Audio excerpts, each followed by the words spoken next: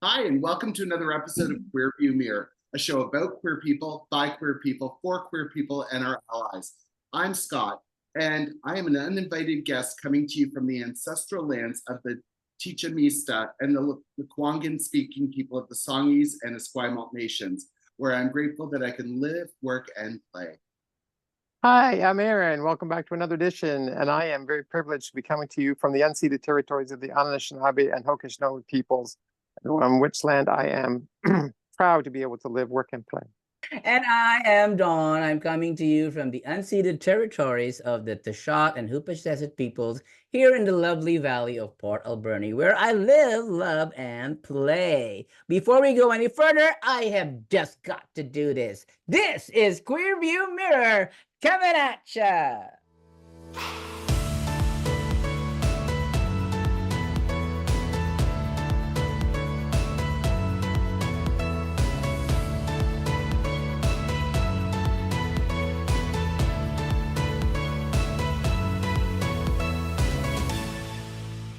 All right, Scott, what are we talking about today? It's always lovely to have a conversation with my two favorite people on the planet Earth. Well, it's been a while since we've actually sat down and had a conversation. And so many things have come up in the meantime.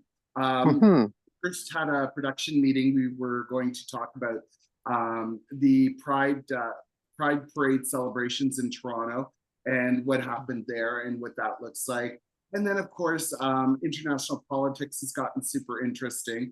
So I think today we're going to be looking at all of it from our uniquely queer perspective. There you go.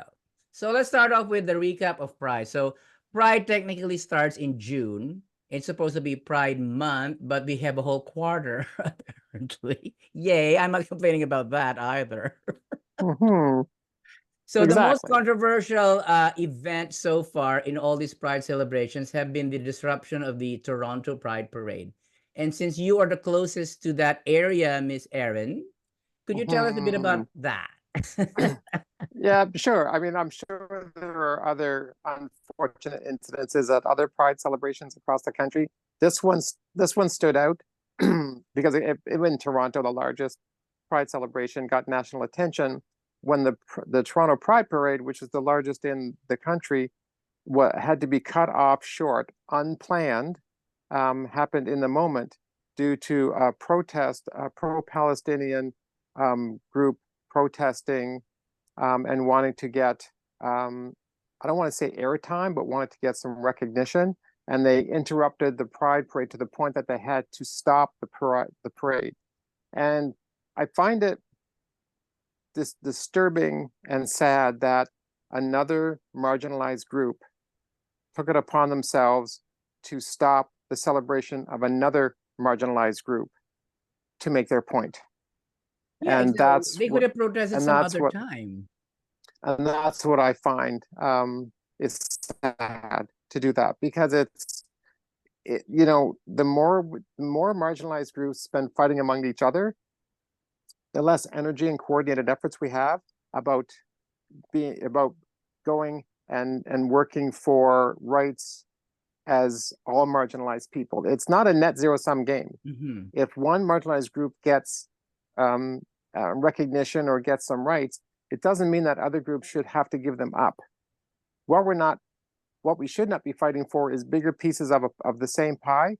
We should be all working and coordinating to get the pie bigger, so that all marginalized groups have rights and recognitions and protections, etc., and no more discriminatory behavior. So I found that very sad. I know I understand the feelings and the emotions wrapped up in the Israeli-Hamas Palestinian conflict, and it's tragic.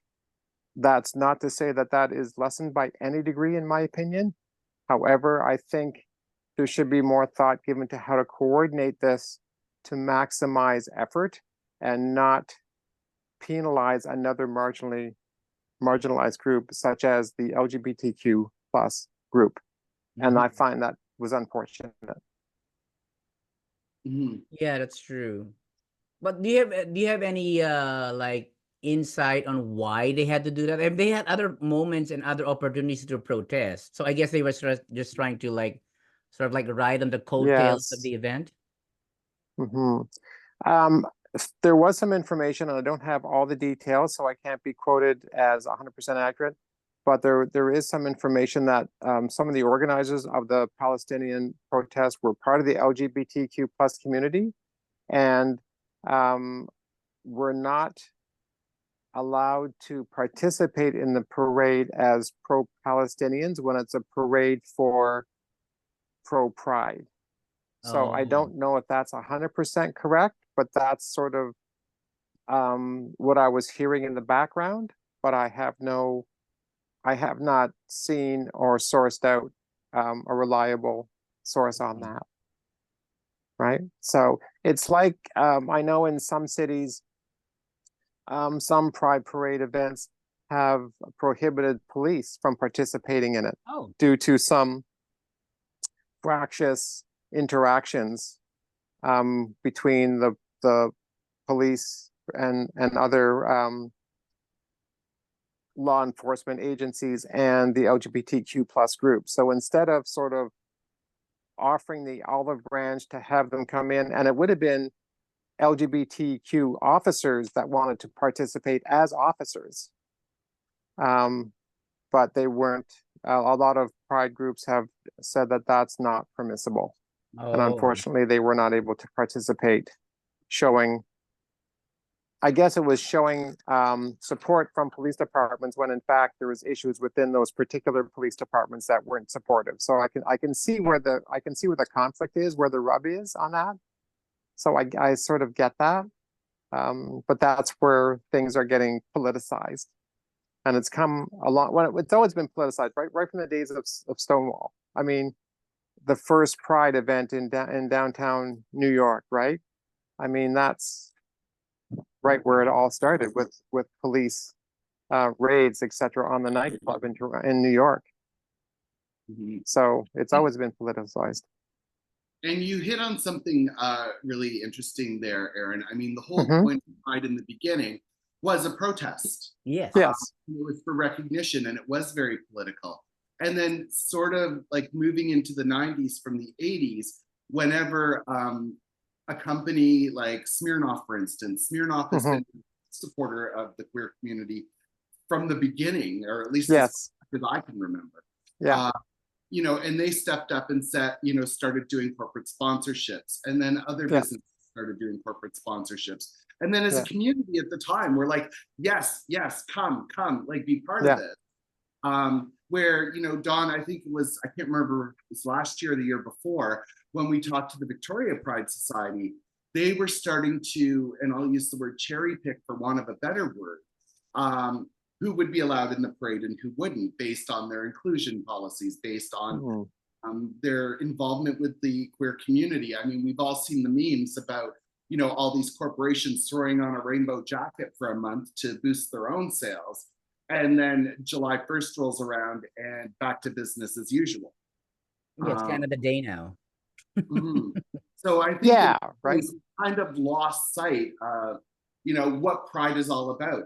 In the 90s, we were so happy to get benefits at work and legal recognition as couples that, it was a party, it was a celebration. And I think we've kind of come full circle, especially with what's been going on down south, where no, we need to be visible and we need to get out there and share our collective values and show that we're just like anybody else. Definitely.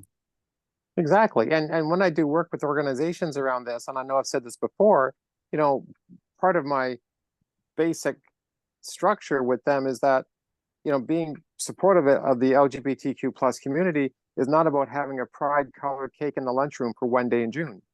That's true. It's not a one-day thing. It's a 365 thing. It's policies, it's processes, it's overt support, it's, inclusion.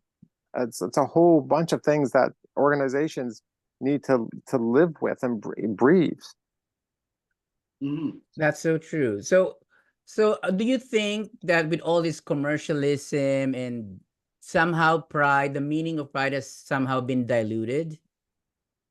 And we have to get back to the root of why we celebrate Pride as it has evolved, sort of like Yeah, back in the right That's a good direction. question. Do we need to go yeah. back that? I don't know if we need to go back that far, but Maybe not maybe I go think back. Maybe that's the more wrong term, go about, back. yeah. Like I think refresh.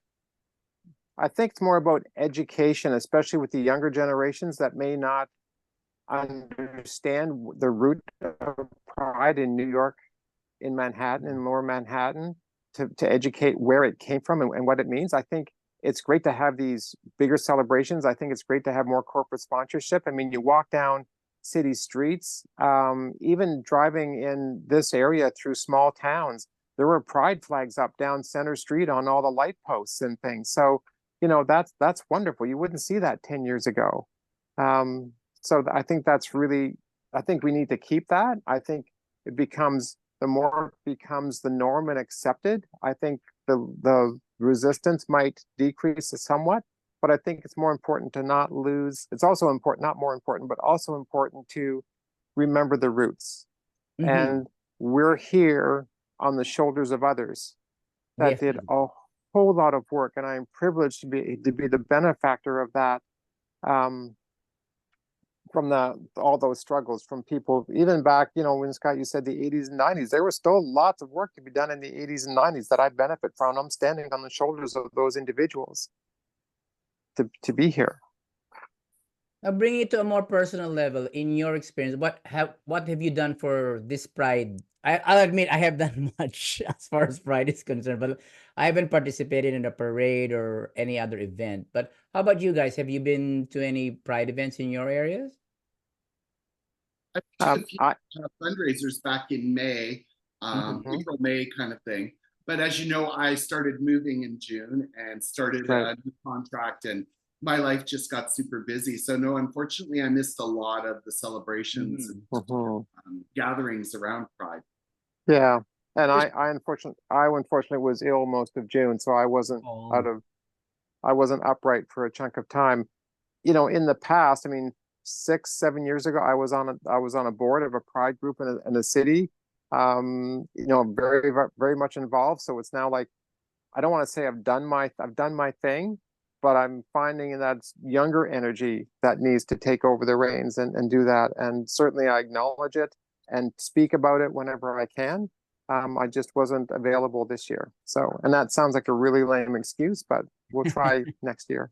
No, but it's you know, a reality, right? It's yeah, but we're you getting know, older, we're getting slower, but we're still glorious and beautiful. yeah, But anyway, yeah. But you know, to my previous point is that for me, it's not just a 1 week or 1 month thing.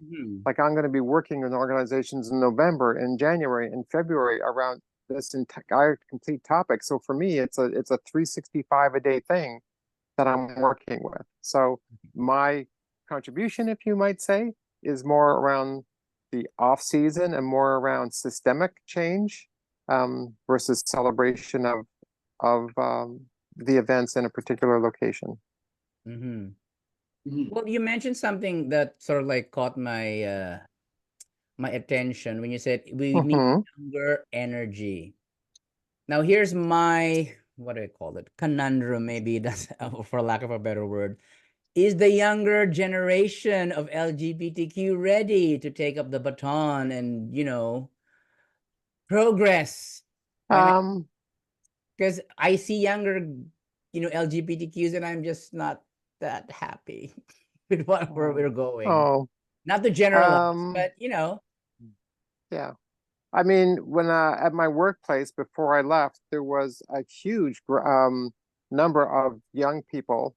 I mean, we're still in the employment. They weren't teenagers, but in their, you know, late 20s, early 30s, that were very much involved in keeping Pride in the focus and inclusivity about those involved. And we're working very hard on marketing, on sponsorship, on increasing their membership and getting out newsletters and holding events 52 weeks of the year, not just in the 1 week. And they continue to do some amazing things. So I'm very hopeful that there are some very thoughtful, energetic people that in the community that are willing to take on the reins and continue the meaningful work. And, you know, to your point, Don, I think, you know, there needs to be more mentorship in the community at large. You know, I've heard of people wanting to be involved, but not knowing where to begin. Fair. And, you know, I think people too, especially when you hear volunteer positions and whatnot, they immediately think, well, there go all my evenings and weekends. So, you know, I think it's probably educating people on, you know, how they can contribute, what's expected. You know, I've certainly sat on volunteer boards, and you know, it was maybe 4 to 8 hours a month, but definitely manageable with my life. But yeah, I think you know, there are some very motivated young people out there, but they just don't know where to begin. Well, you mentioned the term mentorship. Correct me if I'm wrong and slap me, whatever. But is this generation a teachable generation? Do they even seek mentorship? Don't they get all their information from YouTube and TikTok anyway? So why the need for mentorship? No, that's just a personal observation, right? Because I remember Kitty one time at the Courtney Pride. We had an interview with her. She said something that stuck in my head, and you made a reel out of it, Scott. Remember? Yeah. She said something very profound that sort of like struck me, like, oh, like that's a warning sign for our future as a community. She said, we've lost a generation of storytellers. And sort of like the flame's kind of dying, like the meaning and the substance is kind of dying down now. Because now what are the issues of these young people? Oh, my pronouns. Like, okay, already with the pronouns, but there are more important issues to address in our community. And I know exactly what conversation you were talking about, Don. Right. And it sprang from, we were talking because we're similar ages, you know, of all the protesting and, you know, the involvement we had at that age. And I think really the difference is the outrage. When my generation was young, we were absolutely outraged at everything. And that's a very Gen X thing, is we were pushing against the boomer values, which were very traditional, very cis heteronormative. And we were going, well, why is my life less valid? Why is my relationship less valid? And we pushed back, you know, and here we are. And it wasn't even Generation X, I don't think. We laid the groundwork, but I think it was the millennials that kind of stepped up and pushed gay marriage through. So was it? What do you think, Erin? Do you agree with that? I don't know. So I think there was a lot of Gen X and the millennials, right? I think there's a lot of different generations that were taking that one on, but they may have been at the forefront, sort of organizing the, you know, herding the cats, as it were, to get it done. I think that was a multi-generational.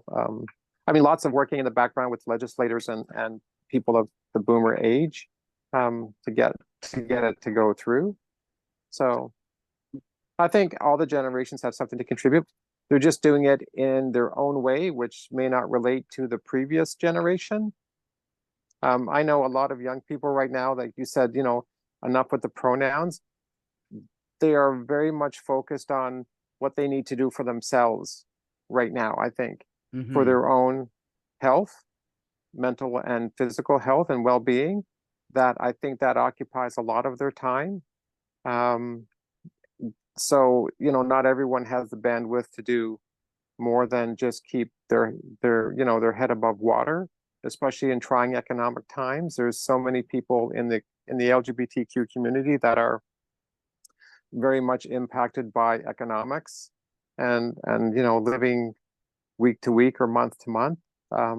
So it's very sad that that's what takes all their energy, just to sort of keep the day-to-day going, that they don't have a lot of bandwidth because they're busy on their own existence.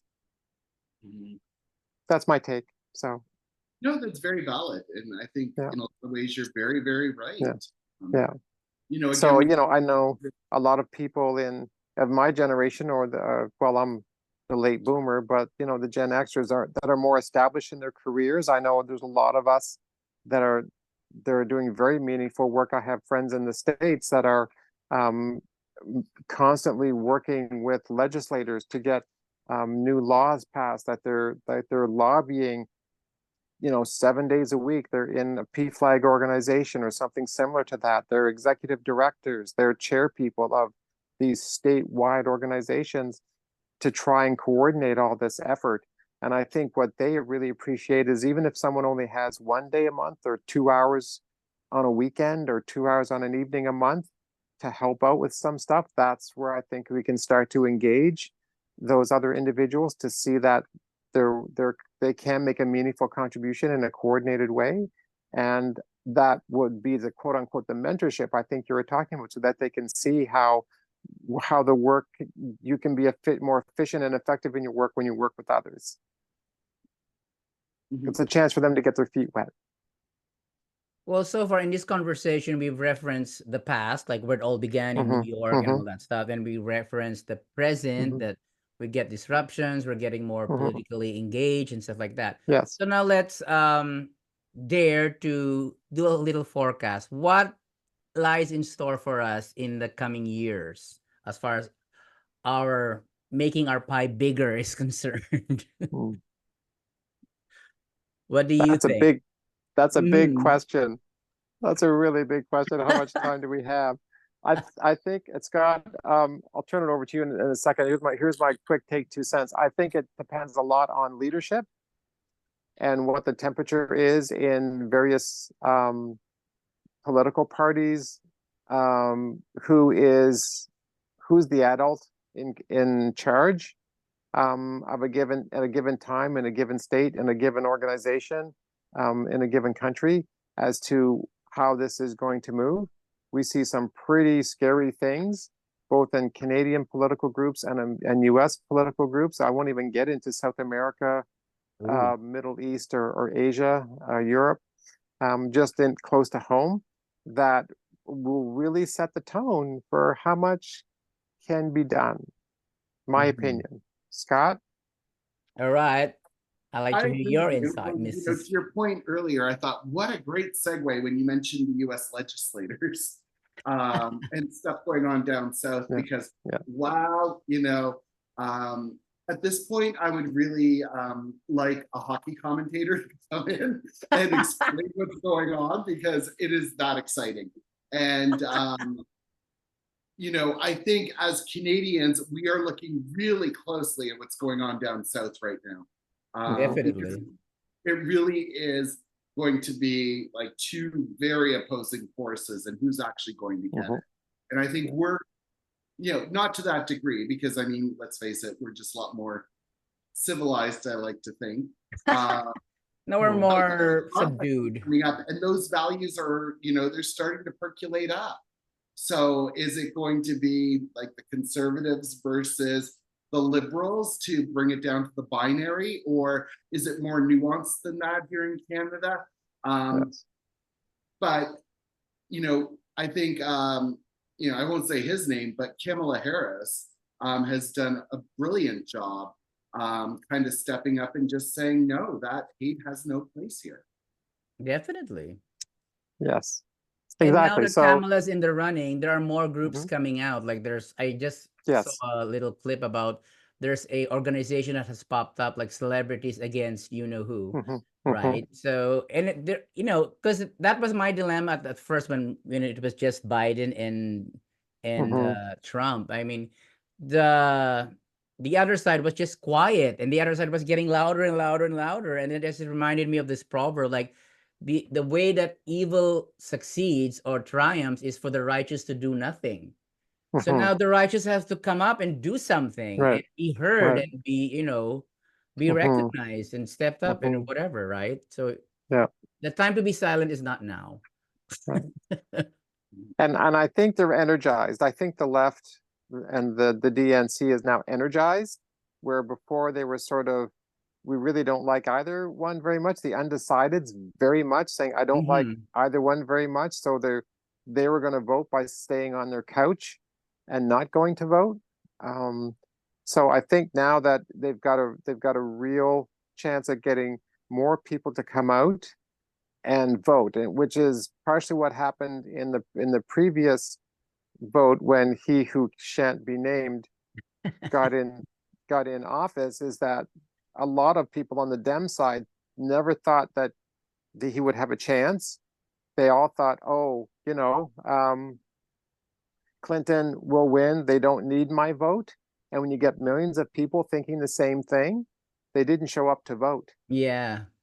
And I think this time, I think that message is loud and clear. I think a lot of people are excited and energized that there is a real alternative, that this is now a really good slate of people as options that are viable options, that are common sense options. So I think there's a lot of energy now to get people out on the Dem side, which I think is wonderful. They're doing a really good job. So they got a really big boost with that. So we're hopeful. I'm not saying it's a slam dunk. I will not say that it's a sure thing. I will say people still need to get out and vote. Vote. I saw a feed just today on one of my chat groups that there was still a lot of pro-Trump people in that chat when it was a posting about how Dems are energized about Kamala Harris and Tim Walz, and there's still a lot of comments about no, they can't do it. Trump is the only man. He's got to be the one to do it. He's the one that's going to be better. So it's going to be a fight, and people can't assume anything. They need to get out and vote. Yep. Yeah, you can't quash freedom of speech. Everybody's entitled to say what they want to yeah, say. of course. Even if it doesn't make any sense, they can still say it. But that's part of freedom of speech. Absolutely. I am 1000% protective of anyone's rights unless it's hateful and hurtful. So, or just plain false. Okay. It's just lies. Someone like RuPaul. There you go. My favorite show. But at the end of every episode of the American franchise, one of the queens grabs a sign that says register to vote, and it's got the website on it. And they're always pushing that, remember to vote. He brings candidates, who basically just come and hang out in the workroom. They're not talking politics necessarily. But, imagine if Taylor Swift at one of her concerts said, hey, go out and register to vote. She doesn't even have to back a candidate. But imagine all those people, that would be at that concert who, let's face it, likely wouldn't be voting. But that would make them aware that there's this process, and it might inspire people to get out and learn about it and participate, as is that's what I'm hoping. Our right and our obligation, for sure. So and the same can be said for Canada as well. Voter turnout's not been great. So, and to me, if you don't vote, you lose the right to complain. We don't have a Kamala Harris in Canada. That's my philosophy, right? So you got to work with what you got, and you got to vote for who you think is going to best help you in your life, in your economical situation, in your social situation, in your so yeah. Anyway. Well, where's our Kamala? They have a Kamala there. Where's our Kamala here? Oh man. I know. That's another show. That's another whole show. Kamala's not perfect. Oh, of course. Nobody is. Oh no. No one's perfect. No. She's got lots of blemishes on her record. But she's definitely the lesser of two evils. Oh, definitely. Well, yes. Yeah. Most definitely. And she's now the youngest person in the running. So oh wow, really? Interesting. I didn't know that. Yeah. Well, I caught an interview of Kamala with Jimmy Kimmel, and his introduction went like this. I would like to introduce the third most powerful person in the United States, just after Taylor Swift. Please welcome Vice President exactly. Kamala. Yeah. Because it's funny, Scott mentioned There Taylor Swift just a while ago. Yeah. So I found, I can't find the article now, but they're referring to a letter that one of a queer organization in the States had written. And it says, the letter heaped praise on the Biden-Harris administration as the most pro-LGBTQ plus administration in history, noting its support for anti-discrimination policies and LGBTQ plus healthcare protections in the US, and its defense of LGBTQ plus rights globally. So in terms of our community, I think, definitely it's pretty obvious. Joe Biden did a lot for our community. Oh, 100%. Yeah, that's always been the case. Which is the exact opposite of he who we shall not name wants to do. Yes. Well, and that kind of brings us to Agenda 2025. Oh my God. We're almost out of time though. So we have We are. yeah, because I'm Well, looking all at I will say is do your research for our American viewers. Our Canadian viewers, have a look, because it's called Agenda 2025. All you have to do is Google it, and you will see what that is, and you will see what some of these groups here in North America. It's not just the US, it's in Canada too. And Oh yeah, that's what Definitely. dystopian future they want to work toward. because everybody's going to be Also affected known by this. also known as the Handmaid's Tale. Yeah, exactly. Oh, okay. That will be another very interesting discussion with my two lovely 1000%. queer people.